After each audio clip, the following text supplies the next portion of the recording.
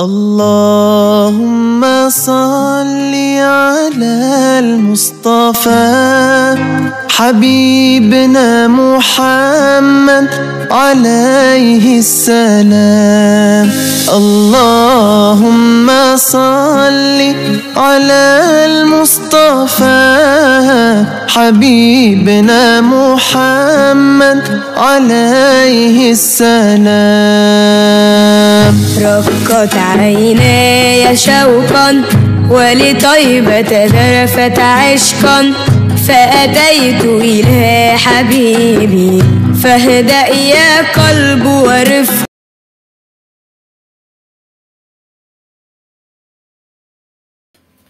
Halo, assalamualaikum warahmatullahi wabarakatuh. Nih, mohon dukungannya, saya lagi buat banyak follower ya, biar bisa live. Terima kasih. Wassalamualaikum warahmatullahi wabarakatuh. Salam kenal untuk semuanya. حبيبنا الكريم حبيبنا الكريم شيء لا شيء لا. Pertama, fa'in kana awwaluhu yaumal ahad, jikalau puasa kita mulai hari Minggu, au yaumal arba atau hari Rabu, puasa Minggu, Rabu mulai ya. Fahiya lailatul tis'in wa isrin, lailatul qadar jatuh malam 29.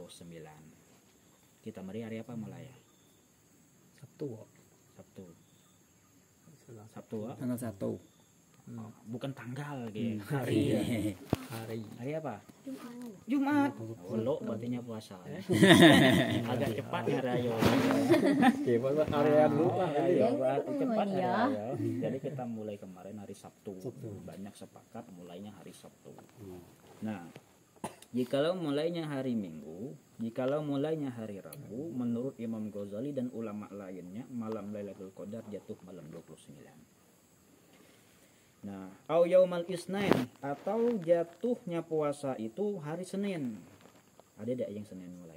Senin. Nah, kalau agak lambat puasa kan, Aryo cepat kali ini yang kadang-kadang manusia yang ngebit puasa lambat, Aryo cepat. Kalau di total 27 hari puasa enggak kan luput. Jikalau puasa mulai hari Senin, fahiya lailata ihda wa isrin, lailatul qadar jatuh malam 21. Mulai puasa. Jadi kita nih kalau ngikut rumusnya nyaman, kita fokus kita lah kan. Dimana kita fokus di malam awal mulai puasa kita pakai rumus nih. Lain malam-malam kita ibadah lah. Tapi di malam nih mengikuti kaidah nih kita lebih lagi. Karena itu menurut Imam Ghazali terjadinya Lailatul Qadar. Selama kan kita ngeraung-ngeraung. Terus au yaumil sulasa awil jum'ah, atau mulai puasanya kan setiap tahun pasti berubah awal puasa atau ngadep kayak apa pulih kan kemudian macamnya. Atau mulai puasanya itu hari Selasa atau hari Jumat. Fahiya lailatul sab'in wa isrin, lailatul qadar jatuh malam 27. Nah, jatuhnya malam 27 Lailatul Qadar itu mayoritas banyak pendapat dari ulama mazhab Imam Syafi'i. Terus awil khamis atau puasanya jatuh pada hari Kamis. Fahiya lailatul khamsin wa isrin, maka Lailatul Qadarnya jatuh pada malam 25. Jadi kalau kita puasa hari Kamis, pada keluarga kita Lailatul Qadar jatuh malam 25.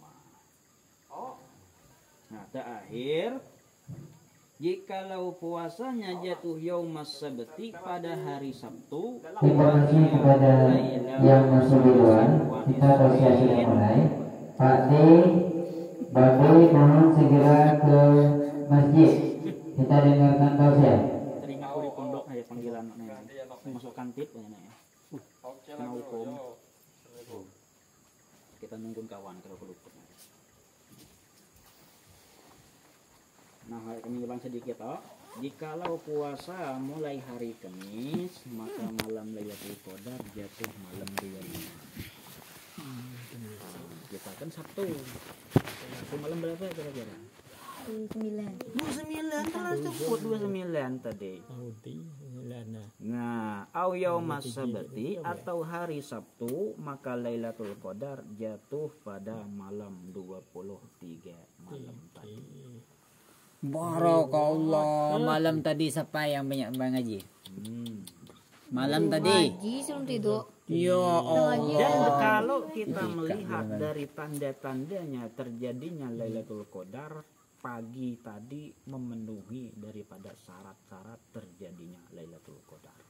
Masya Allah. Mana syarat tanda-tandanya diantaranya di pagi itu hawa tidak panas, tidak dingin, dan tidak turun hujan. Tapi masjid ada AC ini. Maya lain.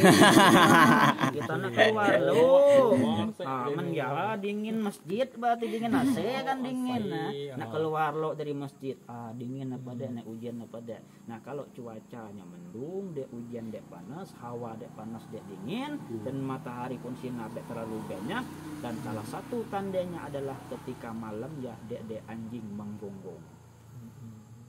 Jadi dek. Itu kemungkinan besar terjadinya Lailatul Qadar. Nah, pendapat Imam Ghazali ini didukung oleh Imam Hasan As-Sazili. Beliau mengatakan kalau malam hari Sabtu mulai puasa jatuh Lailatul Qadarnya adalah malam 23, dan kata beliau selalu mengikuti pendapat macam ini dan beliau selalu mendapatkan Lailatul Qadar. Lah liwat rupa kalau menurut pendapat Imam Ghazali ini. Tapi jumhur ulama sekali lagi mengatakan Lailatul Qadar itu terjadinya di malam 27. Jadi ada harapan ikut pendapat yang lain.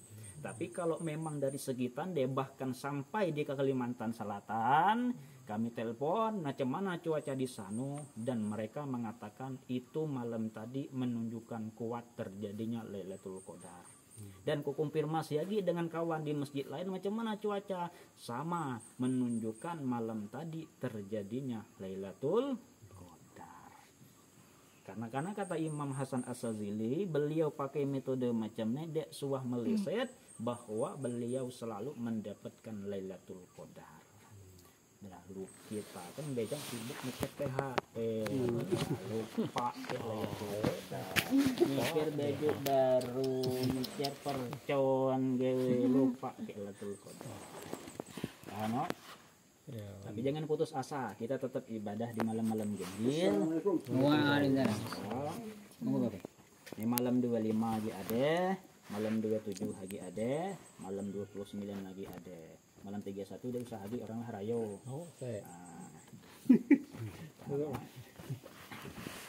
Terus bagaimana kalau kita orang itu bisa ditemui Lailatul Qadar secara khusus?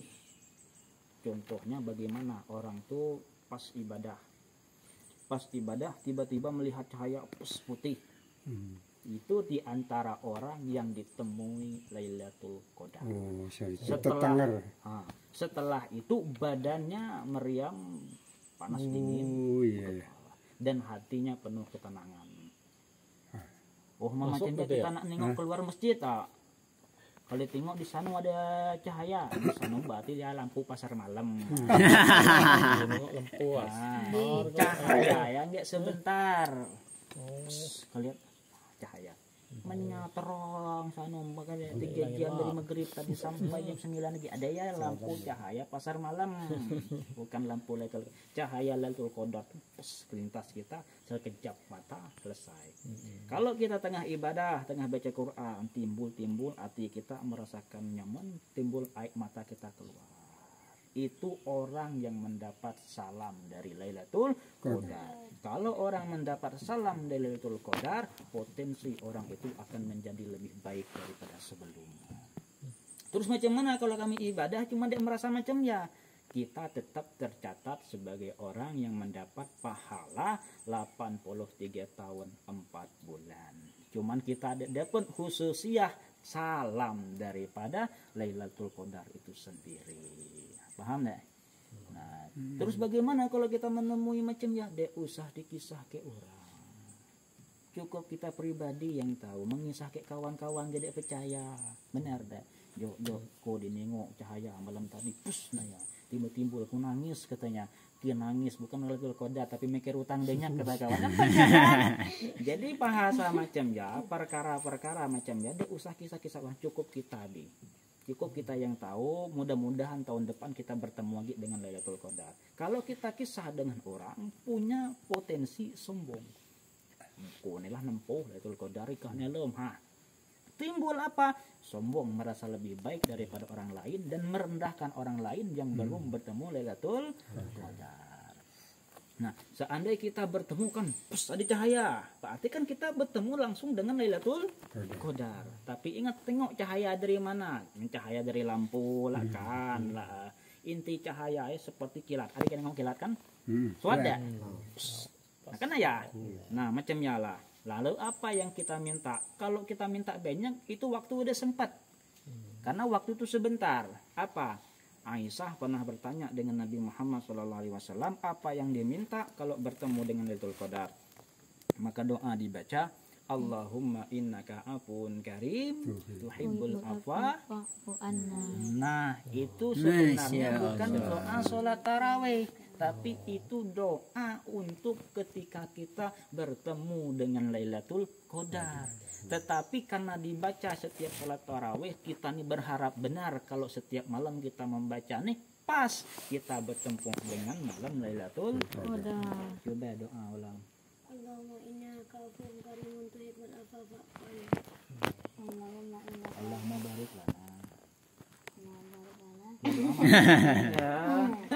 Coba ulang. Allahumma innaka.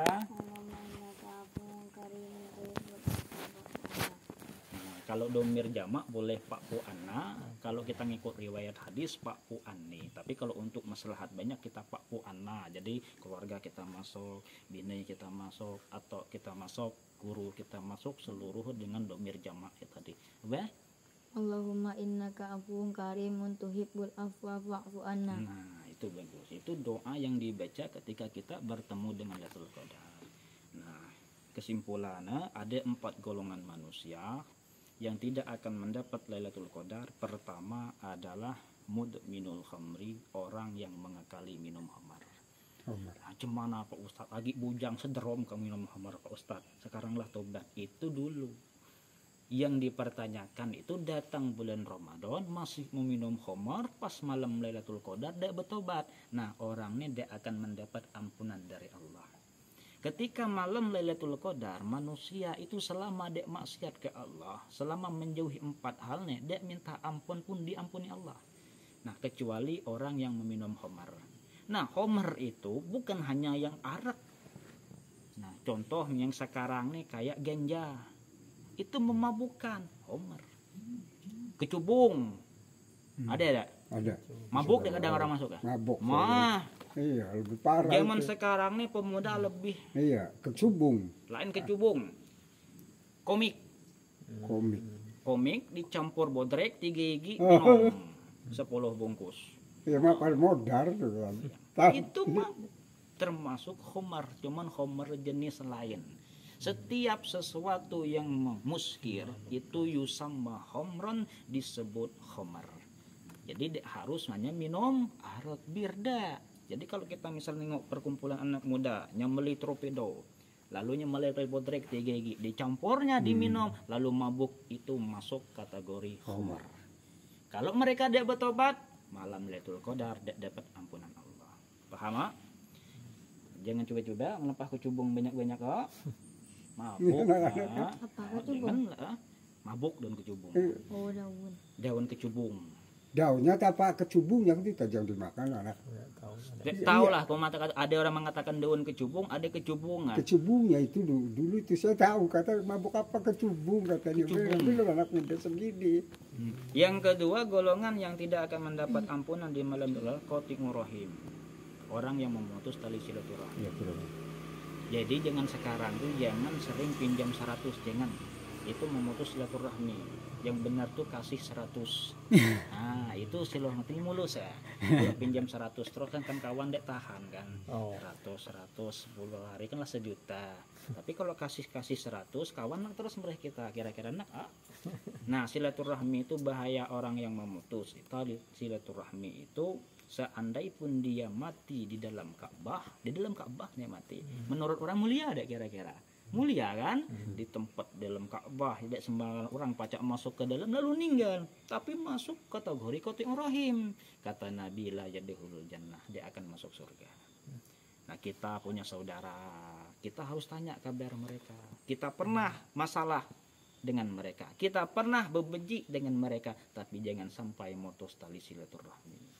Apa? Sehebat apapun ibadah kita, kalau masuk golongan qati'ur rahim, kata Nabi la yadkhulul jannah. Bahaya. Macam mana kami punya saudara, lalu kami sudah bertegur sapa, dek nak negur kita.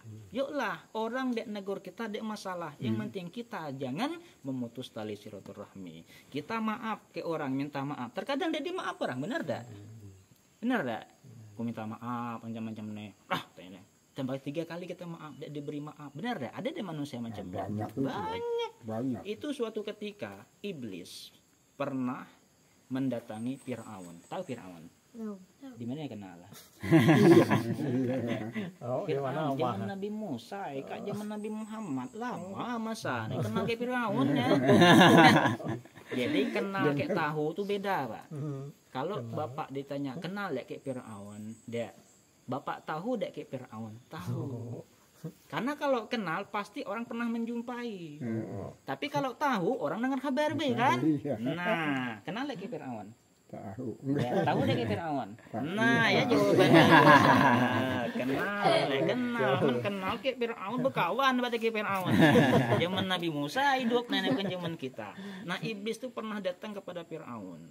Biasa kita, mun, biasanya kisah kita kan. Oh, apa iblis kata? Kini kata iblis hebat ngono. Berani ngaku jadi Tuhan. Kini katanya lebih tua, lebih alim, lebih kuat. Kan iblis kuat. Dek berani ngaku jadi Tuhan. Au kata Fir'aun, tapi kulah tobat. Kau dek enggak jadi Tuhan dek. Jangan kata iblis. Makanya Fir'aun dek tobat karena disuruh iblis jangan tobat dari ngaku jadi Tuhan. Jangan. Ngapa kata iblis kalau kita tobat seluruh orang Mesir itu berbalik menyerang engkau. Oh Allah pun. Kata Fir'aun, iblis tahu dek manusia yang lebih jahat dari kita orang dua. Apa kata iblis? Manusia yang ketika diminta maaf dek memberi maaf. Nah, lebih jahat dari iblis dan tapi jangan kisah kayak kawan lah. kawan yang minta maaf nih lebih jahat dari iblis kayak Fir'aun, marahnya makin dek memberi maaf. Itu tercelanya orang qati'ur rahim yang tidak memberi maaf. Yang ketiga, golongan yang tidak akan masuk ke dalam ampunan Allah pada malam Lailatul Qadar, wal aqul walidain, durhaka dengan orang tua. Zaman sekarang udah isah katanya berapa banyak manusia anak yang durhaka dengan orang tua. Jangan dikatanya banyak. Bukan banyak lagi. Nah, itu bahayanya, Pak. Bahkan sahabat Alqamah itu terkenal ibadah. Terkenal ahli sholawat, terkenal ahli sodako. Itu ibadah luar biasa. Sahabat Nabi setinggi-tinggi makom wali, dia akan mampu menandingi makam sahabat. Lalu sahabat Alqamah ketika hendak meninggal dunia, itu dia pacak mengucap kalimat la ilaha illallah. Kan orang ditalkin. La ilaha illallah. Cukup 3 kali kita menalkin. Kalau nyangikut alhamdulillah, kalau nyadek innalillah, bahaya. Lalu ditalkin sahabat Alqamah oleh sahabat. Dek pacah. Orang mati kan ya kan? Nak mati cuma dek termati. Lalu dilapor kepada Nabi Muhammad, ya Rasulullah, sahabat Alqamah dek pacak mengucap kalimat la ilaha illallah. Kata Nabi, apakah dia masih punya kedua orang tua? Masih, wahai Rasulullah, dia masih punya seorang ibu yang sudah tua. Panggil kata Nabi, atau aku menghadapnya. Lalu dipanggillah ibunya tadi menghadap kepada Nabi. Wahai ibu, apa yang dilakukan Alqamah kepada engkau? Kata ibu nih, dek, wahai Rasulullah, Alqamah itu orang bagus, orang baik. Dek mungkin bahasa kata Nabi. Nya terhalang daripada mengucap kalimat la ilaha illallah. Apa yang dilakukan Alqamah? Lalu maknya ini jujur. Dulu Alkomah nih lebih mementingkan istri ya daripada aku, kata ibunya. Lalu aku kecewa, dengan sebab itulah dia terhalang dari kalimat la ilaha illallah. Budak zaman sekarang main game. Iya, Pak. Mak manggil Jang, Terus saja. kira-kira Semua 3 kali jelas. panggilan mak manggil, kecewa deh kita sebagai orang tua. Kecewa banget. Itu masuk kategori durhaka. Kira-kira banyak gak? Banyak banget. Banyak banget. Jadi kita jangan ya, jangan jadi anak yang durhaka, bahaya. Kalau jadi anak durhaka ada potensi masuk ke dalam surga ada. Nabi jelas dalam hadis menyatakan ibnul ak la yadkhulul jannah. Anak yang durhaka tidak akan masuk ke dalam surga. Macam mana Pak Ustadz, orang tua kami lah meninggal, mak bak kami lah meninggal, dulu kami nakal lagi Iya. bujang. Gimana Macam tuh, mana untuk berbakti Iya, kan? gimana? Pertanyaan orang kan. Pastilah kita ngerasa sebagai anak Ngerasa, kan ngerasa, pasti ada Pak, benar. suatu saat kita pernah menyakiti orang tua kita. Maka jawabannya adalah dalam riwayat hadis Nabi Muhammad SAW bersabda, "Man zara qabra abawaihi au ahadihima fi kulli jum'ah kutiba lahu ghufira lahu wa kutiba lahu barro." Manusia atau anak yang menjenguk, menziarahi kubur orang tuanya atau salah satu dari keduanya, tapi ingat fi kulli jum'ah, di hari Jumat.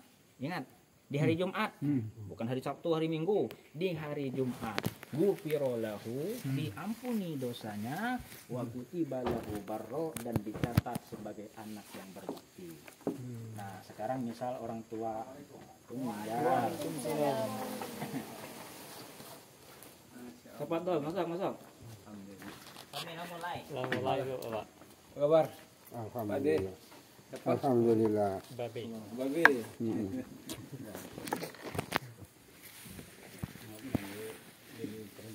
Kami lah mulai ya.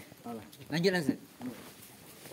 Nah, lalu golongan manusia yang akan dicatat sebagai anak yang berbakti kepada orang tua adalah anak yang setiap hari Jumat, nah, kalau disebut hari Jumat umum, boleh Waalaikumsalam pagi, warahmatullahi wabarakatuh. boleh tengah hari, boleh sore. Asal hari Jumat kita menziarahi kubur kedua orang tua kita, maka dosa kita diampuni. Yang kedua, kita akan dicatat sebagai anak yang berbakti. Kan agi hidup orang tua kita ini kemungkinan besar Ya. tercatat sebagai anak yang durhaka. Nah, Benar? kata modal saya ini ya, apa yang dikatakan Ustaz itu terasa saya tuh waktu Terasa? dulunya ya. Ah. Pas. Nah, sekarang kan saya jauh. Saya Memang kalau waktu itu saya masih di kampung di Cirebon, Nah, itu saya sering setiap Ya. malam Jumat ya itulah saya Nah, merasa. kalau Nah, sekarang gimana Tad? itu potensi ziarah tidak memungkinkan lagi. Ya, Tetapi sudah jauh. kita masih memungkinkan menghadiahkan sesuatu bentuk amal kebaikan. Iya. Bapak mampu sholat 2 rakaat, sholat sunnah. Allahu Akbar. Hadiahnya hadiahkan kepada kedua orang. Oh iya. Bapak mampu sedekah dengan 50.000 ataupun bentuk kebaikan sedekah yang lain. Jangan niatkan untuk bapak pahalanya, tapi niatkan untuk kedua orang tua. Nah, apakah kalau kita niat sedekah untuk kedua orang tua kita dapat pahala? Kita dapat pahala dan orang tua kita dapat bagian daripada pahala. Kalau kita cuma sedekah baik, kita baik dapat pahala, orang tua kita tidak. Tapi kita niatkan kebaikan kita untuk Orang tua. dia mampulah minimal kita menghadiahkan surah Qulhu 3 kali, Al-Falaq, An-Nas 1 kali, talqin zikir 11 kali, la ilaha illallah 11 kali baca. Selesai baca, ya Allah, aku sampaikan pahala yang aku baca tadi kepada kubur kedua orang tua. Insya Allah sampai dan kita akan dicatat sebagai orang yang berbakti kepada masalahnya kan kita tidak akan mungkin mengembalikan sesuatu yang telah terjadi. Iya. Orang tua kita tidak mungkin kita hidupkan, masa lalu tidak mungkin kita kembalikan.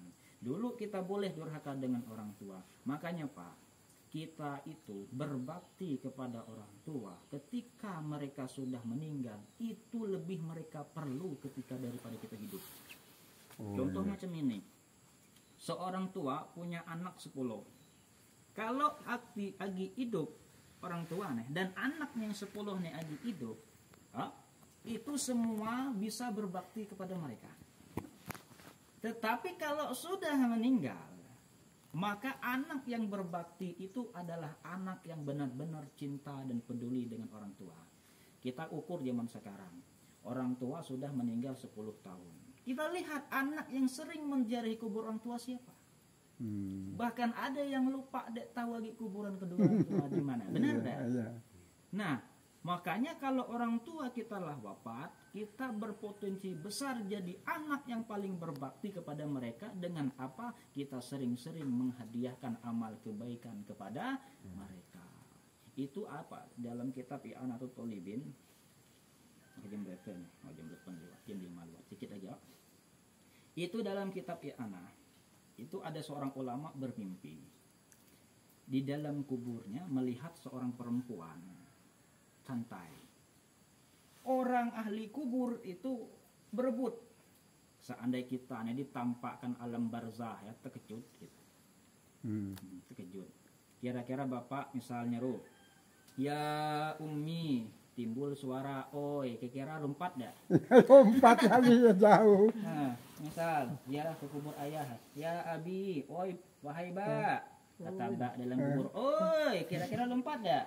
Lupa. Mereka menjawab seruan kita, mereka menjawab salam kita, cuman kita tertegah dari mendengar daripada apa yang mereka katakan. Lalu itu ada seorang ulama bermimpi melihat seorang perempuan yang santai, dan para rakyat kubur, ahli kubur itu berebut mengambil ke suatu tempat yang itu adalah kiriman pahala secara umum. Kita berdoa, Allahumma firli walil muslimina wal muslimat wal mu'minina wal mu'minat. Itu orang di kubur berebut ngambil. Kenapa? Sifatnya umum. Contoh macam ini, pemerintah ada yang mengasih bantuan. Itu siapa yang datang cepat mereka dapat. Kira-kira berebut deh. Berebut. Lalu kita dikecualikan, Fulan bin Fulan lah dapat secara khusus. Kira-kira kita berebut deh ngambil ke sana. Enggak kan? Kita santai di rumah karena sudah dapat. Iya, jatah. Begitu juga penghuni kubur. Mereka berebut mengambil hadiah kebaikan, doa, istighfar yang dihadiahkan orang lagi hidup. Astagfirullahaladzim li wali walidayya. Kan? Itu walil muslimina wal muslimat wal mu'minina wal mu'minat al ahya'i minhum wal amwat. Orang ahli kubur akan mencari pahala tersebut sambil berebut. Lalu ulama tadi melihat satu perempuan itu duduk santai. Selang beberapa waktu ulama tadi bermimpi kembali melihat kejadian yang sama. Yang anehnya apa? Ini kisah ada dalam kitab I'anatul Thalibin. Nah, lalu yang anehnya orang tua perempuan yang santai tadi tiba-tiba ikut dengan rombongan yang mengambil daripada hadiah secara umum tadi. Dek santai lagi. Bahasa kita ngikutlah ngambil bantuan ke pemerintah. Bingung ulama, lalu ditanya, wahai perempuan, apa yang terjadi kepada engkau? Pada waktu pertama engkau duduk santai di sini, dan pada waktu kedua engkau ikut mengambil bagian pahala yang hadiahkan oleh orang mukmin dan mukminat. Dijawabnya, aku mempunyai satu anak yang anakku berjual di pasar sanu tempat sanu, misal kita di Tuatunu misal anaknya. Dan anakku itu membaca Al-Quran. Setiap selesai hatam Al-Quran, dia menghadiahkan pahalanya kepada aku. Sehingga aku cukup dengan pahala Al-Quran yang dihadiahkan anakku. Aku tidak perlu lagi mengambil hadiah yang disyaratkan oleh secara khusus oleh orang yang hidup secara umum. Tidak perlu lagi kan? Contoh macam Nela, pemerintah mengundang orang tua Tunu misalnya datang kepada balai untuk ngambil bantuan sebesar 1 juta. Lalu kita diberi pemerintah 10 juta. Kira-kira dia kita ngantri ke balai. Hah? Paham tidak masuk ya? Paham. Begitu juga nyanyi hatam Al-Quran dihadiahkan anak. Tidak perlu lagi ngambil bagian yang lain. Tiba-tiba setelah anak wafat, tidak ada lagi yang membaca Al-Quran, tidak ada lagi yang menghadiahkan Al-Quran, sehingga aku perlu pada kebaikan yang dihadiahkan secara umum oleh muslimin dan muslimat yang lagi hidup. Intinya kita sebagai orang tua Kalau pengen kubur kita terasa nyaman dan kita santai, didiklah anak kita menjadi anak yang berbakti kepada kita. Sekarang mohon maaf, bukan pemenyolah orang sekarang SS3 Pak. Itu ada kejadian S3 jadi imam sholat, dia tahu cara sholat biasa. Banyak. S3. Apakah kita sebagai orang tua hanya bangga dengan status dunia, sedangkan mereka tentang sholat mereka jahil? S3 tidak menyelamatkan kita, orang tua dikubur tidak, tapi Bu, orang yang bisa sholat, yang bisa baca Al-Quran, yang ibu pernah mengajarkan, yang bapak pernah mengajarkan, walaupun hanya Bismillahirrahmanirrahim, ibu dapat disebut dengan ilmu yang bermanfaat. Kan ada 3 amal yang diputus Bu. Pertama apa? Sodakoh jariyah. Sodakoh jariyah itu pendapat ulama yang kuat adalah wakaf. Paham? Ibu punya duit, beli Al-Quran, diwakafkan kepada pondok. Nah, selama Al-Quran itu masih dibaca santri, pahala ibu dalam kubur tetap dapat. Yang kedua, ilmin yuntafa'ubi, ilmu yang diambil manfaat. Makanya aku menyarankan, kita nih walaupun jahil dalam agama, kalau urusan Fatihah, kita yang ngajar anak kita. Kenapa? Fatihah itu dibawa ketika sholat. Kalau anak kita sholat, kita dapat pahala. 5 waktunya sholat, 5 waktu kita dapat pahala. Jangan langsung suruh guru TPA kita. Bismillahirrahmanirrahim. Kalau untuk membaguskan bacaan, silahkan suruh guru yang lain. Karena kita mungkin tidak mampu. Tapi kalau untuk memulai mengetahui, mereka mengetahui cara baca suratul Fatihah, sekurang-kurangnya adalah Bismillahirrahmanirrahim. Itu dari orang tuanya yang mengajarkan kepada anaknya. Paham? Paham. Dan yang ketiga, golongan yang akan mendapat amal jariyah yang tidak putus, waladin soleh yada'ulah, anak yang soleh mendoakan orang tua. Kira-kira kalau anak dek belajar ilmu agama, ngedoa orang tua apa dah? Pasti. Hah? No ada? Dek suah yang belajar agama, timbul orang tua mati, lupanya kayak kitanya mikir warisan, bukan mikir kita. Oh iya, benar ya? Iya benar. Hah? Ketika orang tua meninggal, kalau agama anaknya tidak kuat, yang dipikirkan orang tua, warisan, ku dapat apa? Num lapangun kayak ko, 3 hektar, sawitnya kayak ko 4 hektar. Benar ya? Iya, betul. Itu banyak kalau itu. anak kita dididik dengan agama. Kalau dididik dengan agamanya, pikir tidak masalah warisan. Yang pikir adalah bagaimana keadaan orang tua di alam kubur.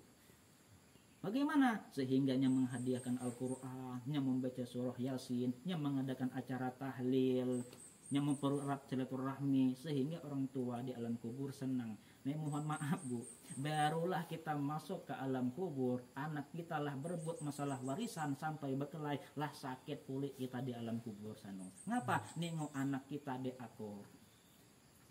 Macam mana Pak Ustadz tahu dek kita anak kita diakur? Tahu, malaikat menyampaikan. Tengok anak ya, berkelahi dengan saudara, masalah warisan yang ditinggal lagi hidup. Kenapa? Mereka berebut masalah harta karena agama diajarkan kepada mereka. Terakhir, golongan yang tidak akan mendapat ampunan di Lailatul Qadar adalah musahin, orang yang berbantah-bantah.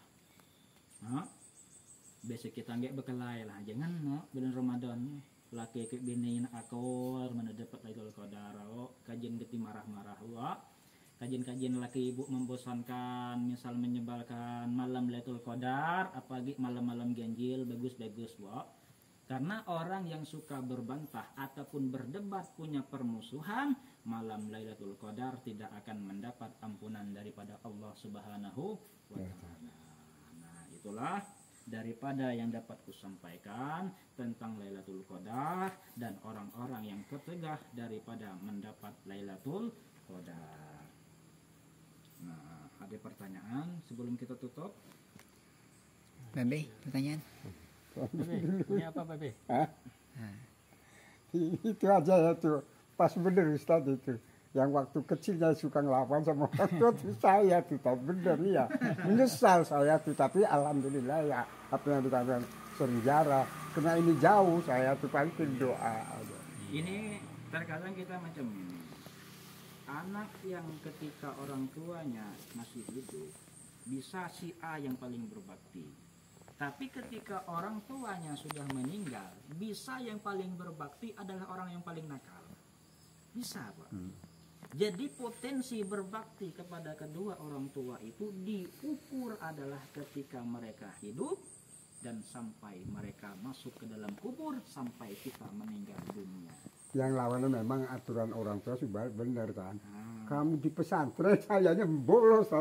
Saya ngobrol sama Pak Ustadz itu kan. Masa lalu kita diulang. Iya. Jadi sekarang setelahnya bermasyarakat tahu sama teman-teman menyesal tadi. Ente ngomong tuh menyesal saya. Saya kalau pesantren terus ya kan. Ini alhamdulillah karena pada waktu itu zaman PKI kan saya. Jadi itu santri-santri yang segini-gini di sana. Jadi pada waktu itu kok diserang PKI. Jadi ini santri-santri ini dikasih suruh puasa aja tuh saya. Iya kan. Iya memang ya alhamdulillah pada waktu itu ya berani ya dulu. Ada ibu pertanyaan ibu? Menyesal alhamdulillah ya benar. Bapak ada pertanyaan? Cukup? Ya. Paris, Pari. Coba Ya puasa nyari Jumat ya Pak mulai. Biasa hari Sabtu nyari Jumat lah puasa. Jadi ada yang lebih dulu ya. Jadi kita tutup dengan suratul Fatihah. Mudah-mudahan ilmu tadi bermanfaat. Amin ya Allah. Kumpulan yang membawa keberkahan. Amin ya Allah. Semoga kita tercatat sebagai anak yang berbakti kepada kedua orang tua. Amin ya Allah. Niyah wala niyatin salihah. Al-Fatihah. A'udzu billahi minasyaitonir rajim. Bismillahirrahmanirrahim. Alhamdulillah. Ar-Rahmanir-Rahim. Siratal ladzina an'amta alaihim. Bismillahirrahmanirrahim. Alhamdulillah rabbil Amin. alamin. Shalli ala sayyidina Muhammad wa ala sayyidina Muhammad. Allahumma ighfir lana dzunubana wa li walidina warhamhum kama rabbawna shaghira. Amin ya Allah. ربنا هب لنا من ازواجنا وذريتنا قرة اعين واجعلنا للمتقين اماما. آمين. ربنا تقبل منا انك انت السميع العليم وتب علينا انك انت التواب الرحيم. آمين يا الله. Allah. على سيدنا محمد والحمد لله رب العالمين. Alhamdulillahirabbil Asal katanya mempelajari ilmu dunia ini. Kalau tahu saya sekarang ini katanya, saya mau masuk pesantren menghafal Al-Quran, saya mau masuk pesantren, saya mau mempelajari Al-Quran saya dalam-dalam. Padahal apa kurangnya Habibie?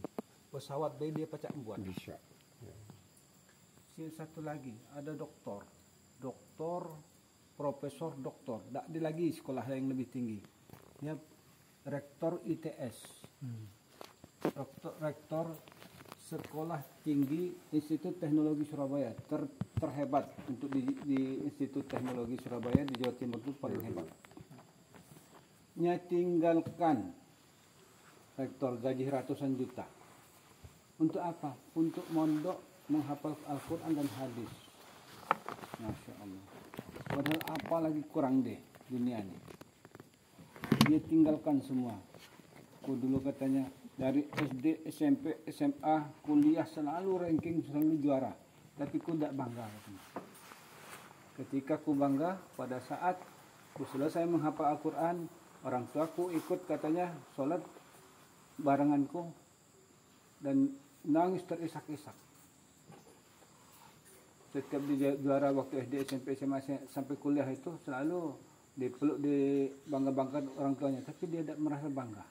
Tapi ketika dia bisa menghafal Al-Quran, orang tuanya datang, dia nangis terisak-isak, inilah yang akan aku persembahkan nanti di akhirat pada kedua orang tua.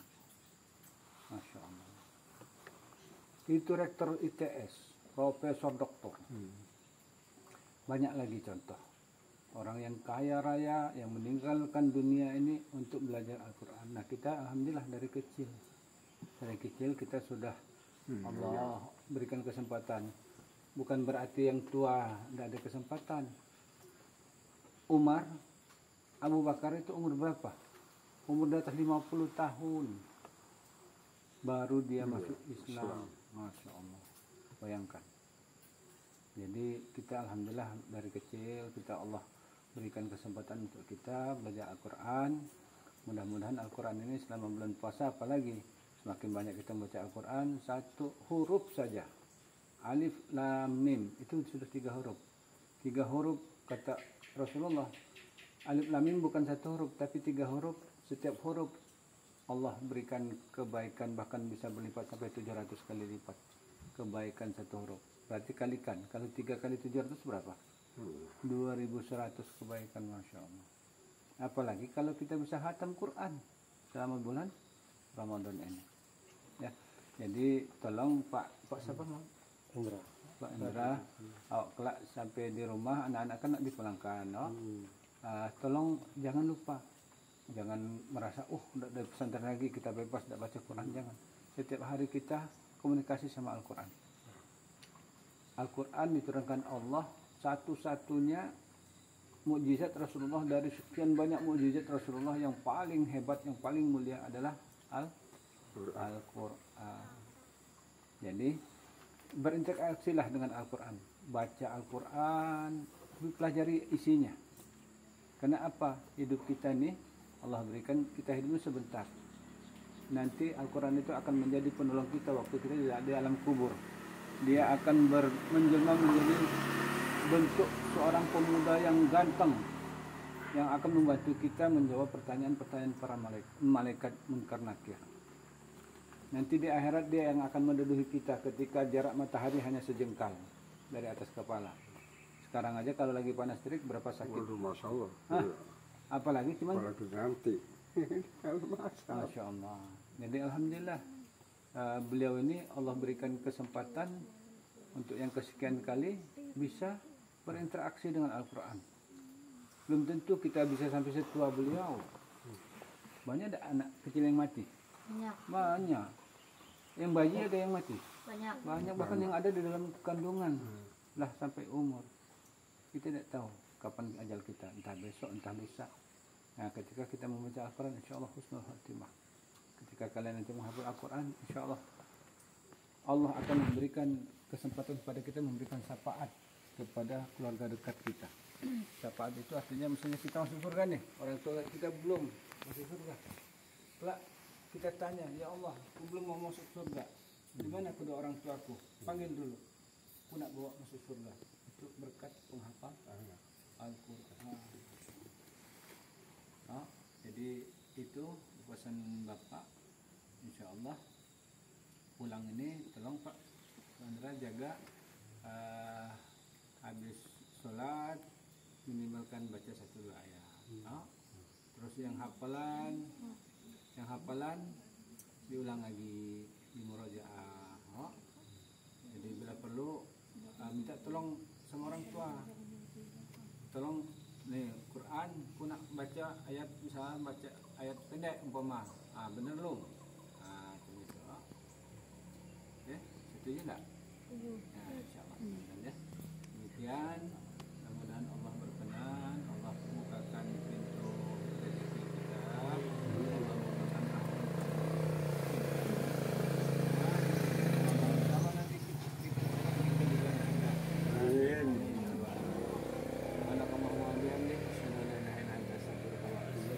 Assalamualaikum warahmatullahi wabarakatuh. Waalaikumsalam warahmatullahi wabarakatuh. Alhamdulillah rabbil alamin. Bukannya lewat 11 loh? 8.